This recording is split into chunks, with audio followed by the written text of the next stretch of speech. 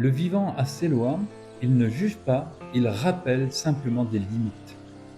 Le deuxième pilier du réalisme repose sur une observation simple. La nature ne récompense pas et ne punit pas. Elle fonctionne selon des règles et des lois qui existent indépendamment de nos opinions, de nos croyances ou de nos désirs.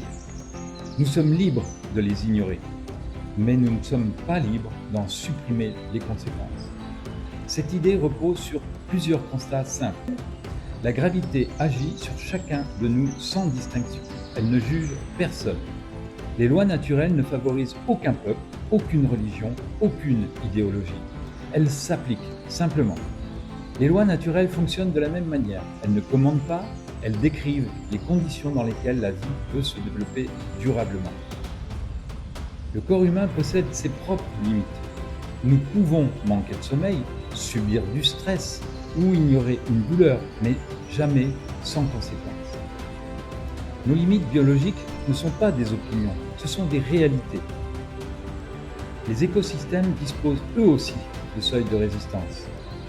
Lorsque ces limites sont dépassées, les équilibres se dégradent, puis finissent parfois par s'effondrer. La nature prévient souvent, longtemps, avant de corriger brutalement.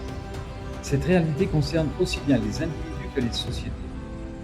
Un pont s'effondre lorsqu'il supporte une charge excessive. Un réseau électrique tombe lorsque la demande dépasse ses capacités. Une économie rencontre des difficultés lorsqu'elle épuise les ressources dont elle dépend. Sauter d'un toit n'est pas interdit, cela entraîne une chute. Approcher trop près du feu n'est pas immoral, cela provoque une brûlure. Ne pas dormir n'est pas un crime, cela conduit à l'épuisement.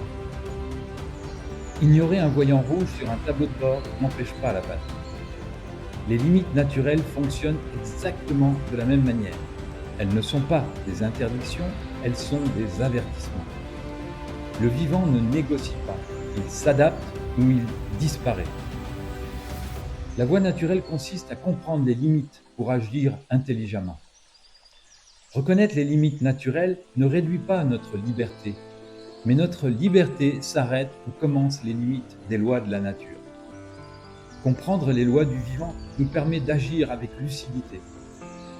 La véritable liberté consiste à agir intelligemment à l'intérieur de ces limites.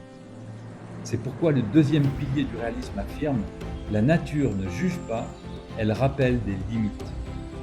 Un être humain peut ignorer un précipice, le précipice, lui, n'ignore jamais la gravité.